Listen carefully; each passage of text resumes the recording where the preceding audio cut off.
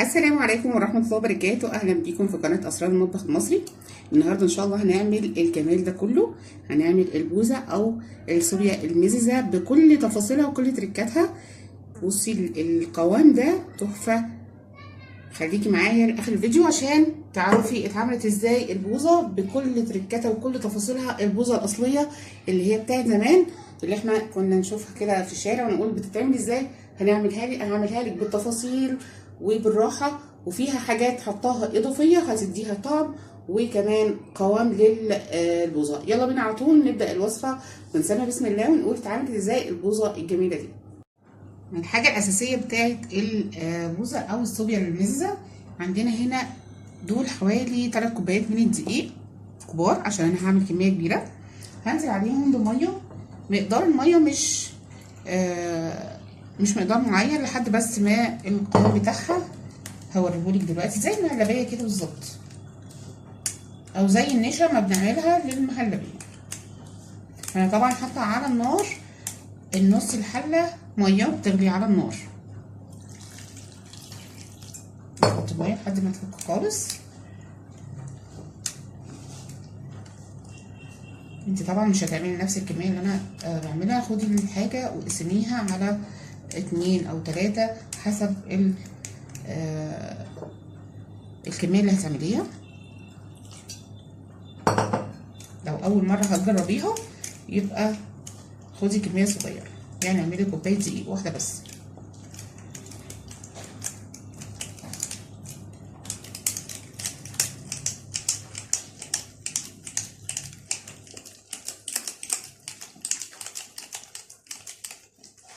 نحط ميه ونفك الدقيق بتاعنا. احنا كده حطينا الميه كلها، كميه الميه بتاعتنا، وادي القوام بتاعه. بصوا ميه يعني مش تخين ولا خفيف شبه النشا اللي احنا بنعملها للرز بلبن او المهلبيه. دي عمليه الربط، دي اللي هتربط معايا البوظه. يلا بينا بقى على البوتاجاز علشان نحطها على الميه بتاعت اللي موجوده على النار بتغلي. هنا عندي نص الحله زي ما قلت لكم، دي الحله الكبيره، نص الحله ميه دوبك بس حطيتها على النار تغلي.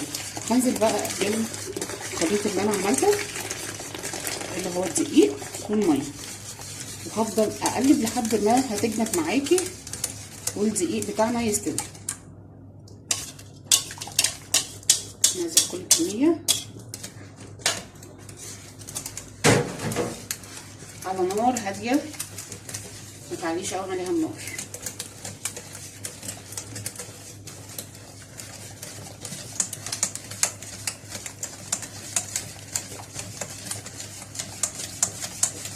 بصي كده ربطت معايا ايه، بصي اهو الميه بتاعت تبقى شبه المهلبيه بالظبط.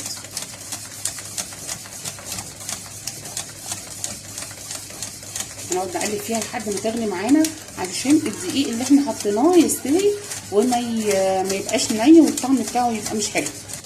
كده القوام بتاعنا زي الفل. بصوا القوام بتاعها حلو جدا، تمام. هنسيبها بقى تبرد خالص، وبعد كده هنضيف الحاجات اللي هي هتخليها بقى بوظه الصح. هنضيف لها حاجات كده هتدي طعم وتيست جميل جدا ليها. كده الخليط بتاعنا بعد ما برد، بصوا جمدت شويه. هنعمل ايه بقى؟ عندي هنا اي نوع من الخبز، اللبابه بتاعت العيش بتاعت الفينو، عندك العيش البلدي كمان بتاع المصري، تحطيه تقطعيه صغير كده وتحطيه. ده اصل البوظه، يعني البوظه بتاعت زمان كانوا بيحطوا لها عيش والخلطه بتاعت الدقيق دي وخلاص على كده، وبيسيبوها تخمر طبعا مع الخميره، وبيسيبوها تخمر تمام. بس انا هضيف لها شويه فانيليا عشان الطعم. هعمل كده، عندي معلقه فانيليا، طبعا الكميه كبيره بتاعتي في الحله، فهحط معلقه صغيره من الخميره من الفانيليا. وعندي كيس خميره فوريه، وكمان اصلها كمان من بالخميره البلدي. لو عندي خميره بلدي حطيها دوبيها في ميه وحطيها بتاعت المخابز.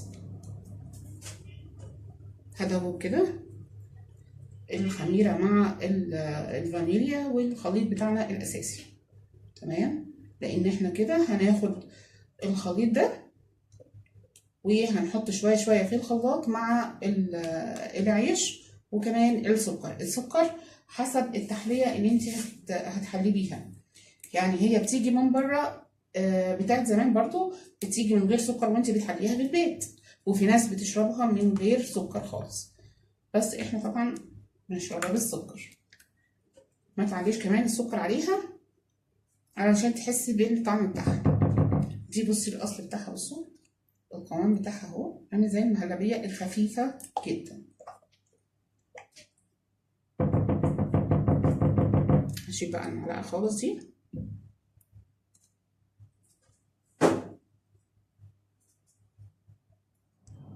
هنا بقى عندي في الخلاط هحط الخليط بتاعي كده.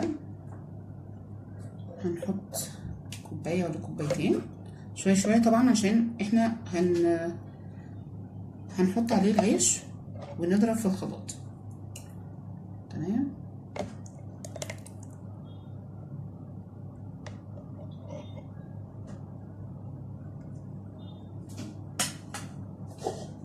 شويه من العيش. دي البوظه الاصلي بتاعت زمان يا جماعه، عشان محدش يستغرب بس من العيش. وعندي السكر، شويه سكر. كل مره هضرب فيها الخليط هحط سكر. هرجع تاني احط شويه من فوق عشان طبعا الخلاط يمشي معايا.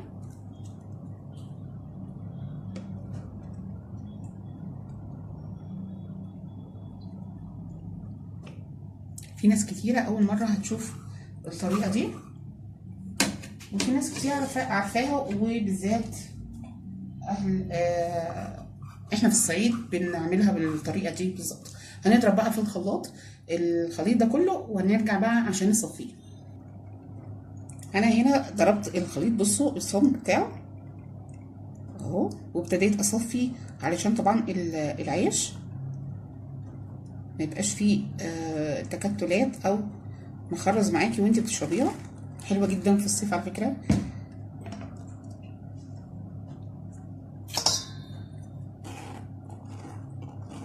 نصفي الكميه.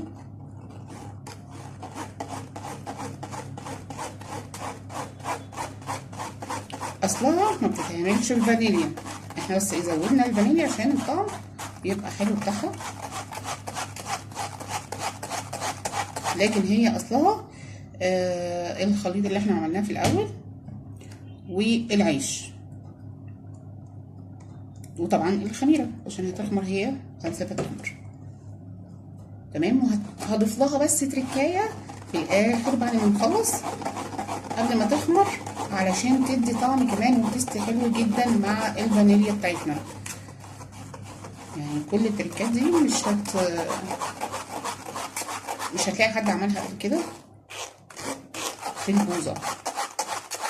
في ناس دلوقتي بتعملها بالرز، يسلقوا الرز وبدل العيش بيحطوا رز، لكن انا بعملها الاصليه نفسها، يعني بتاعت زمان خالص. كان زمان الراجل بيعدي بجراكن كده وبيبيعها، فهي دي الاصل بتاعتها. حلوه جدا في الصيف مع شويه ثلج بقى، يا سلام. هنضرب بقى شويه باقيين. بصوا نازل بس الكميه، بصوا اهي نفس البوظه بالظبط بتاعت بره. لو لقيت الخليط معاكي مش راضي يلف في الخلاط، يبقى اديله سنه ميه صغيره، ما تكتريش ميه فيها علشان طبعا دي معموله بالدقيق مسلوق فيها، فاديها سنه صغيره جدا من الميه، يعني نص كوبايه صغيره بس. بصوا اهو اللي احنا بنقول عليه اللي هو ممكن يعمل تكتل او يبقى مخرز كده وانت بتشربي. ده مش هنرميه برضو، هنحطه في الخلاط وهنحط عليه الخليط وهنكمل ضرب لحد ما نخلص الكميه خالص. نرجع هنشوف هنعمل ايه ونحط فيها ايه. بعد ما صفينا الكميه هنرجعها تاني للحله. بصوا القوام بتاعها عامل ازاي، كميه ما شاء الله عليها.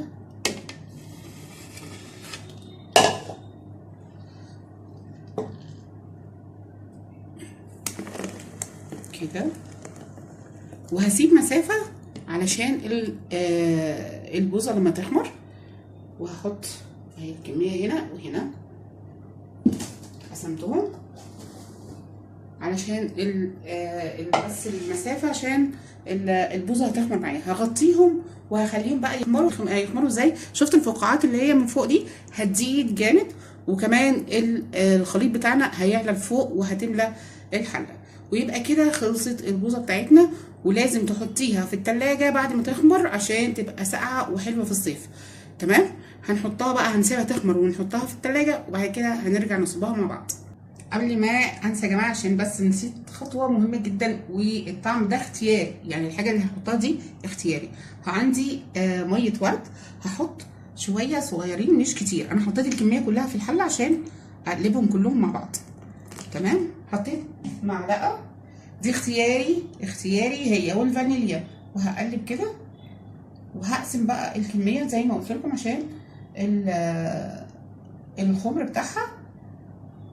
وبس كده هنحطها زي ما قلت لكم في التلاجة، ونقدمها ساقعه مع تلج. بصوا كده البوظه ما شاء الله ملت الحله على الاخر.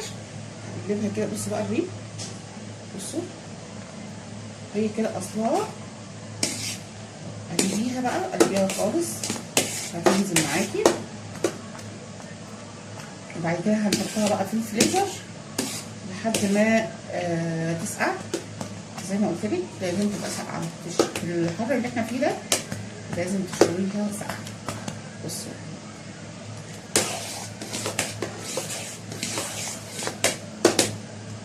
هي كده بالظبط زي بتاعت بره.